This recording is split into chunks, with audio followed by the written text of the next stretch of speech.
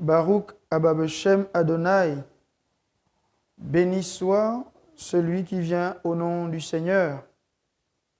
Chers frères et sœurs dans le Christ, nous célébrons ce dimanche la fête de la Pentecôte. Pentecôte qui vient du terme grec pentekonta, qui signifie en français 50. Donc 50 jours qui marquent la descente du Saint-Esprit sur les apôtres. Donc, après les 40 jours qui ont marqué le temps où Jésus a passé avec ses disciples et suivi de son élévation, qui est son ascension, 10 jours après correspond aux 50 jours. Donc 40 plus 10, ça fait 50. 50 jours qui marquent la descente de celui que le Seigneur avait promis à ses apôtres, la descente du Saint-Esprit qui inaugure la mission de l'Église. La mission de l'Église appelée à partir dans toutes les extrémités de la terre, porter le message de salut. Nous allons ensemble écouter et méditer les textes de ce dimanche en partant, comme à l'accoutumée, de la première lecture à l'Évangile. Lecture du livre des Actes des Apôtres, chapitre 2, versets 1 à 11. Quand arriva le jour de la Pentecôte, au terme des 50 jours après Pâques, ils se trouvaient réunis tous ensemble. Soudain, un bruit survint du ciel, comme un violent coup de vent. La maison où ils étaient assis en fut remplie tout entière. Alors leur apparurent des langues qu'on aurait dites de feu, qui se partageaient, et il s'en posa une sur chacun d'eux. Tous furent remplis d'Esprit Saint. Ils se mirent à parler en d'autres langues, et chacun s'exprimait selon le don de l'Esprit. Or, il y avait résidant à Jérusalem des Juifs religieux, venant de toutes les nations sous le ciel. Lorsque ceux-ci entendirent la voix qui retentissait, ils se rassemblèrent en foule. Ils étaient en pleine confusion, parce que chacun d'eux entendait dans son propre dialecte ceux qui parlaient. Dans la stupéfaction et l'émerveillement, ils disaient: ces gens qui parlent ne sont-ils pas tous des Galiléens? Comment se fait-il que chacun de nous les entende dans son propre dialecte, sa langue maternelle?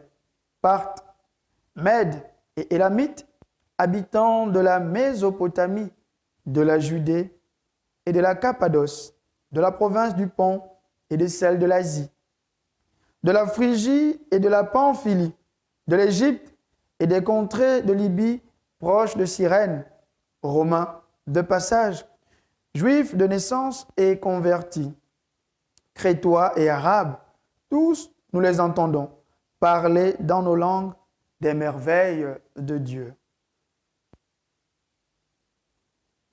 Le texte que nous avons écouté nous parle de la Pentecôte et il commence par « Quand arriva le jour de la Pentecôte ». Il s'agit, à première vue, de la Pentecôte juive qui correspond à une fête appelée Hag HaShavuot, c'est-à-dire la fête des semaines. Dans la culture juive, au lendemain de la fête de la Pâque appelée Shabbat, Pessah, au lendemain de la fête appelée Pessah, au temple, on offrait une gerbe d'orge qui marque la moisson du blé. Et cette gerbe était offerte pour signifier que Dieu doit permettre à son peuple d'avoir une abondante moisson de blé. Et la fête de Shavuot correspondait aux 50 jours après cette fête, après cette durée de la moisson de blé. Autrement dit, après les 7 semaines qui marquent la moisson du blé, on faisait un don définitif le 50e jour en montant à Jérusalem pour apporter les fruits de la moisson, les fruits qui marquent les prémices du sol pour signifier le don, l'abondance que Dieu donne. Dieu qui permet à son peuple d'obtenir les fruits de la terre. D'où cette fête des semaines. 7 semaines plus tard, comme nous dit le livre du Lévitique au chapitre 23. Alors, cette fête qui marque le don du fruit va devenir, après la chute du temple de Jérusalem, la fête du don de la Torah, du don de la loi. On va passer de la fête du don des fruits de la terre à la fête du don de la Torah. Dieu, comme étant celui qui a donné la loi à son peuple au Sinaï. Donc, la sortie de l'Égypte que constitue Pessa, qui est le passage, la Pâque, cette sortie de l'Égypte est en vue d'aller servir le Seigneur.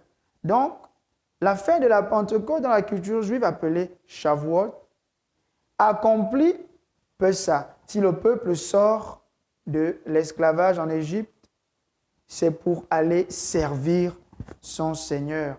C'est ce que signifie donc Shavuot, qui devient la fête de la commémoration du don de la loi. Donc on passe de la fête de la libération du peuple, qui est une libération physique, à la fête d'une libération spirituelle, c'est-à-dire le don des tables de la loi, qui marque la naissance du peuple comme peuple consacré exclusivement à Yahvé.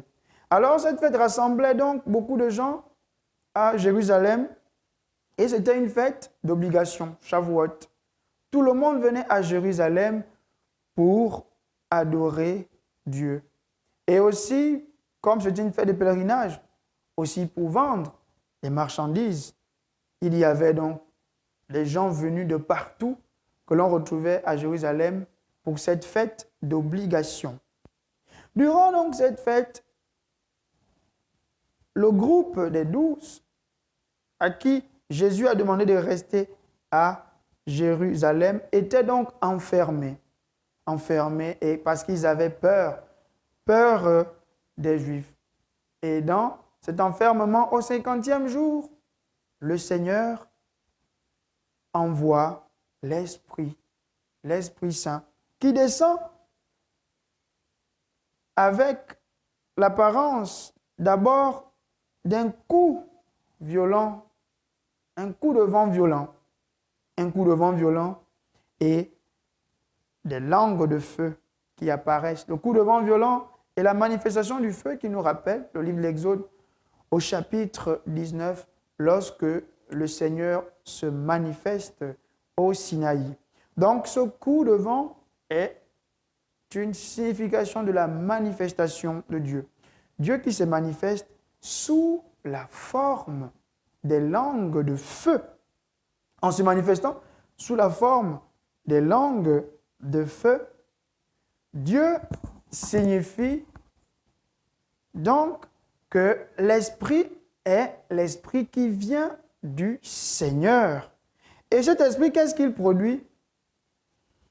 Il donne à ces derniers la capacité de parler et de se faire entendre dans les langues maternelles de ces peuples qui ne sont pas de la même nationalité, de la même culture qu'eux.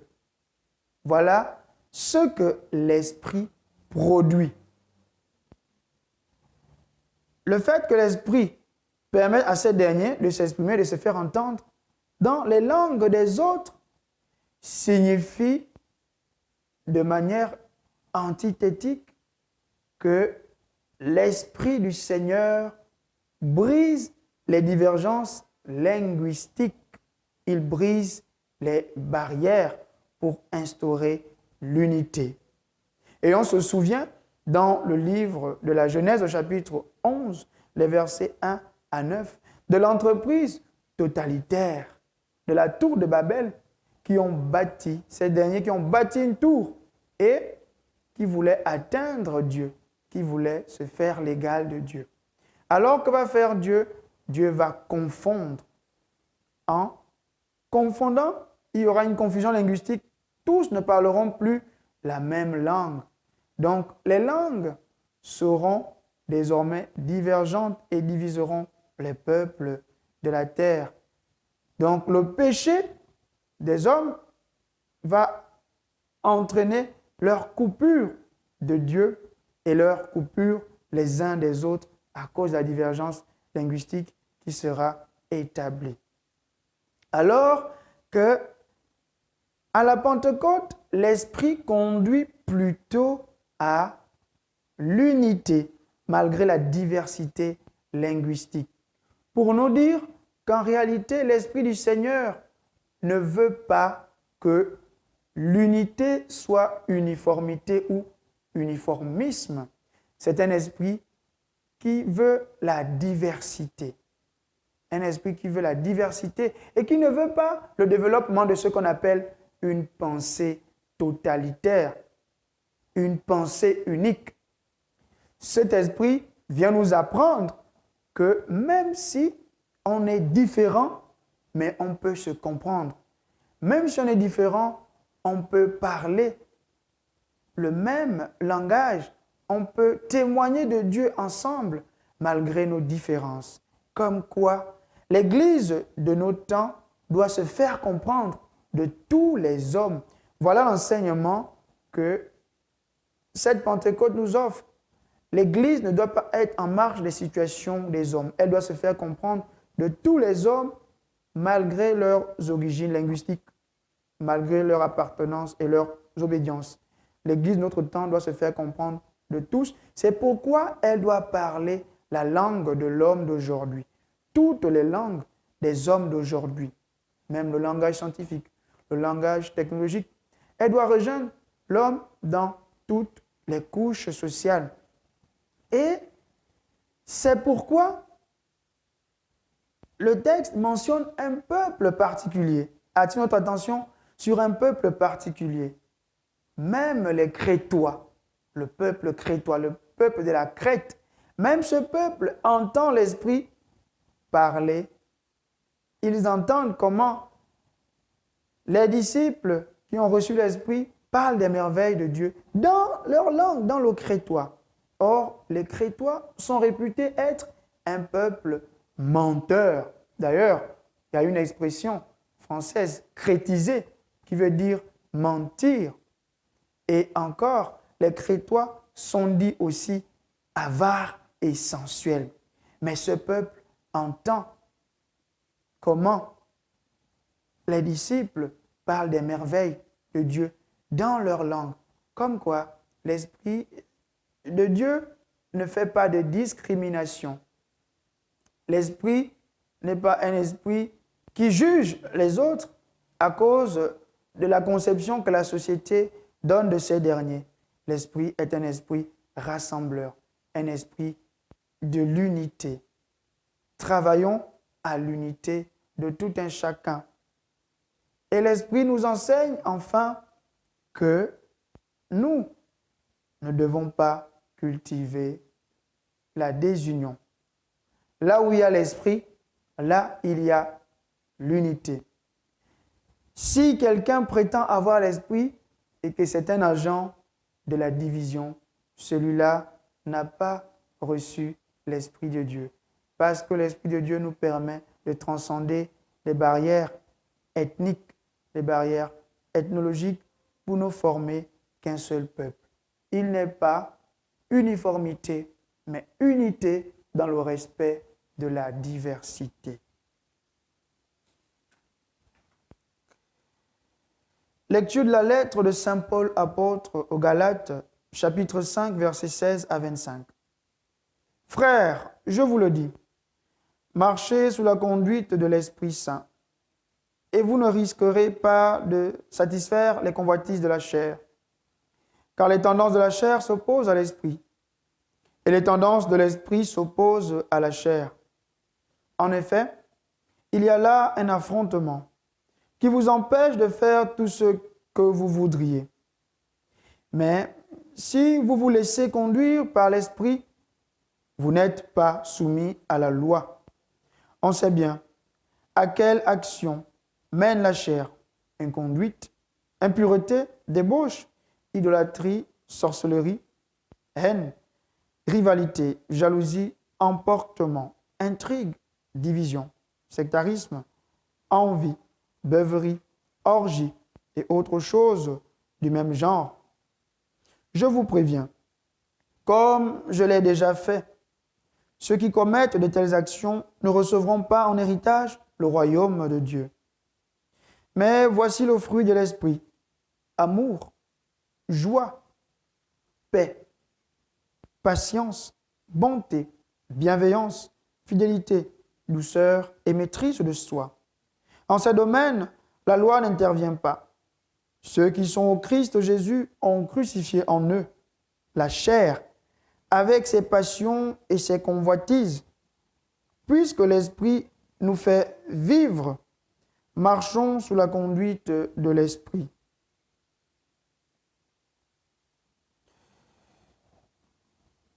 Saint Paul, comme nous avons écouté dans cette lettre aux Galates, commence sa lettre par sous la conduite de l'Esprit Saint et achève encore cette lettre par sous la conduite de l'Esprit Saint.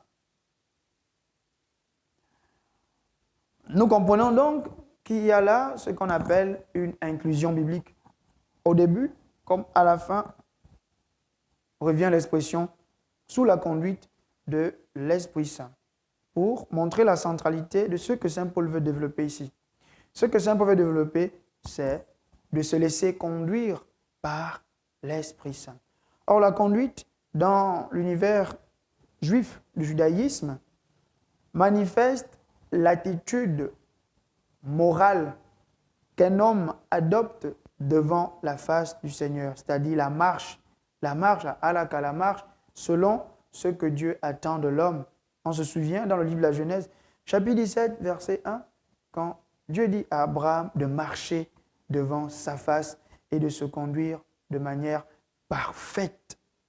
Donc, ça manifeste ici ce que Saint Paul veut pour les habitants de Galatie, qu'ils marchent selon les attentes de Dieu, ces attentes qui sont révélées par l'Esprit Saint. Mais Saint Paul, en bon rabbin, est conscient de l'affrontement intérieur que l'homme vit malgré le fait qu'il ait reçu le baptême. Les rabbins parlaient de deux instincts, l'instinct appelé encore Yesser en hébreu. Cet instinct premier qui nous conduit à faire ce qui est bien, et cet instinct second qui nous conduit à adopter des attitudes mauvaises. Et pour les rabbins, la meilleure manière de sortir de l'instinct qui nous conduit à faire le mal et de suivre l'instinct qui fait le bien, c'est d'accomplir les préceptes de la loi. Mais Saint Paul ici montre les limites de la loi en disant que la loi nous dicte des normes à suivre, mais la loi n'est qu'extérieure à l'homme parce qu'il s'efforce de l'appliquer, alors que l'esprit est intérieur à l'homme.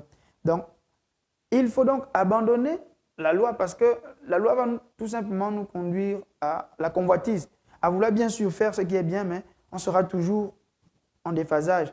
Or, l'esprit qui est en nous détruit le mal à la racine et peut nous permettre facilement de suivre ce que Dieu attend de nous. D'où il va énumérer ce que produit la chair qui représente ici l'homme dans sa totalité, mais cet homme qui de manière orgueilleuse s'oppose à Dieu. Saint Paul va énumérer les fruits de la chair. Les fruits de la chair qui tiennent sous 3 points. Le premier point, c'est celui des tendances sexuelles. Le deuxième point, c'est celui de l'opposition à Dieu à travers la pratique de la magie ou encore de l'idolâtrie. Et le dernier point, qui est le point focal, accentue davantage le rapport que l'homme a vis-à-vis de l'autre, le rapport de l'homme à son prochain, le rapport qu'on doit avoir vis-à-vis du prochain. Et ce rapport, en parlant des éléments de la chair, est un rapport de chosification, vouloir chosifier l'autre, vouloir posséder l'autre. Saint Paul nous rappelle donc que lorsqu'on est conduit par la chair, on va tout simplement vouloir chosifier le prochain. Et même, on va aller jusqu'à vouloir s'accaparer de Dieu pour qu'il serve purement nos intérêts. Alors, pour sortir de cela, il faut donc choisir de marcher sur la voie de l'esprit. Parce que l'esprit nous permet de respecter les autres. C'est ce qui se manifeste à travers l'amour qu'on ressent pour les autres. L'esprit nous permet de respecter les autres. L'esprit nous permet de respecter Dieu. Et l'esprit nous permet de respecter notre entourage. Donc, voilà comment l'esprit est au-dessus de la loi. Parce qu'il détruit le mal à la racine et il nous permet de marcher selon la volonté de Dieu. C'est ce à quoi saint Paul invite les habitants de Galatie, se laisser conduire par l'esprit pour pouvoir détruire la force de la chair à la racine et non pas se laisser envahir par la chair qui, au contraire, nous conduit à faire ce qui n'est pas bien dans notre rapport à Dieu et dans notre rapport au prochain. Évangile de Jésus-Christ selon saint Jean. En ce temps-là, Jésus disait à ses disciples, « Quand viendra le défenseur, que je vous enverrai d'auprès du Père, lui, l'Esprit de vérité qui possède du Père, il rendra témoignage en ma faveur, et vous aussi, vous allez rendre témoignage, car vous êtes avec moi depuis le commencement. J'ai encore beaucoup de choses à vous dire, mais pour l'instant, vous ne pouvez pas les porter. Quand il viendra, lui, l'Esprit de vérité, il vous conduira dans la vérité tout entière. En effet, ce qu'il dira ne viendra pas de lui-même, mais ce qu'il aura entendu, il le dira. Et ce qui va venir, il vous le fera connaître. Lui me glorifiera, car il recevra ce qui vient de moi, pour vous le faire connaître. Tout ce que possède le Père est à moi. Voilà pourquoi je vous ai dit, l'Esprit reçoit ce qui vient de moi pour vous le faire connaître. Jésus s'apprête à faire don de sa vie, à manifester la gloire du Père. Et dans un discours de style à Dieu, il s'adresse à ses disciples qui sont désemparés, qui sont attristés de voir que le Maître va les quitter. Un peu comme quand quelqu'un est sur le point de mourir. Et voilà que vous pensez que tout est perdu parce que vous attendiez tout de cette personne. Cette personne vous rassure que vous ne serez pas seul. Et c'est ce que Jésus fait ici en rassurant ses disciples qu'ils ne seront pas seuls. Bien sûr qu'il va, mais même s'il part, il leur enverra l'Esprit de vérité qui va les conduire vers la vérité tout entière. Jésus commence par mentionner l'Esprit de vérité. En grec, pneuma tes aletheias, c'est-à-dire l'esprit qui nous conduit à la vérité. La vérité dans la Bible, dans les Écritures saintes, renvoie à la rencontre avec quelqu'un, la rencontre avec Dieu, à marcher selon ce qui est vrai. Et la vérité, c'est émet en hébreu. La vérité renvoie à ce qui est solide, à ce qui est fidèle, à ce qui est stable, qu'on ne peut pas ébranler. Donc quand Jésus dit qu'il va envoyer l'esprit de vérité, il veut signifier par là qu'il va envoyer un esprit stable, un esprit fort, un esprit fidèle, un esprit que l'on ne pourra pas ébranler. Voilà ce que signifie cet esprit de vérité. Ce qui sous-entend donc que pour les disciples qui s'apprêtent à recevoir cet esprit, ça veut donc dire qu'en recevant l'esprit du Seigneur, ils pourront combattre tous ceux qui s'opposeront au Seigneur, parce qu'ils auront la force de combattre tout ce qui s'opposera à Dieu, parce qu'ils auront reçu l'esprit de vérité qui va leur permettre de tenir dans les épreuves au milieu des obstacles de ce monde. Mais cet esprit de vérité, également, Jésus le rappelle aussi qu'en venant, cet esprit de vérité va leur dire ce qu'il entendra de Jésus. Ça veut donc dire que l'esprit du Seigneur a une fonction anamnétique, peut-on dire, c'est-à-dire l'anamnèse. Il va faire souvenir aux disciples ce que Jésus avait déjà enseigné auparavant. Comme quoi l'Esprit ne va pas apporter de nouvelles doctrines. Il va continuer l'œuvre de Jésus. Donc l'Esprit est la continuité de l'œuvre de Dieu, de l'œuvre que Jésus a déjà commencée. Il poursuit cette œuvre. Or, très souvent, on pense que l'Esprit Saint est là pour nous apporter de nouvelles doctrines. Nous tapons à côté de la plaque. L'Esprit est là pour continuer, pour se faire souvenir de l'œuvre de Dieu. Et quand Jésus affirme qu'il va leur faire connaître ce qui va arriver, ça ne veut pas dire qu'il va leur révéler l'avenir. Non, ça veut dire tout simplement que l'Esprit va annoncer ce qui vient d'en haut.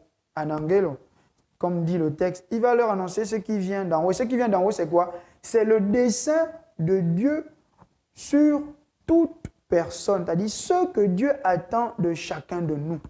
Voilà le sens de la révélation de ce qui va venir. Ce n'est pas un devin, ce n'est pas pour prédire des choses extraordinaires. Donc, vous comprenez que l'Esprit ne remplace pas. Au finish, l'Esprit ne remplace pas le Père et le Fils, de manière à dire que le Père, sa présence est caduque, déjà puisqu'il a créé le Fils. Comme le Rédempteur, sa présence est caduque. Non. Mais l'Esprit a plutôt cette fonction d'être uni au Père et au Fils. Il y a une unité d'action entre le Père, le Fils et l'Esprit Saint. On ne peut pas séparer l'un de l'autre. Il y a une unité d'action.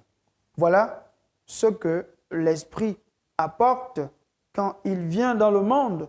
Ce qui nous permet aussi de réaliser, contrairement à ceux qui mettent seulement l'accent sur la tendance à l'Esprit Saint, ils ne doivent pas ignorer qu'il y a une unité d'action entre le Père et le Fils. Il ne faut pas mettre l'accent sur l'Esprit en oubliant le Père et le Fils.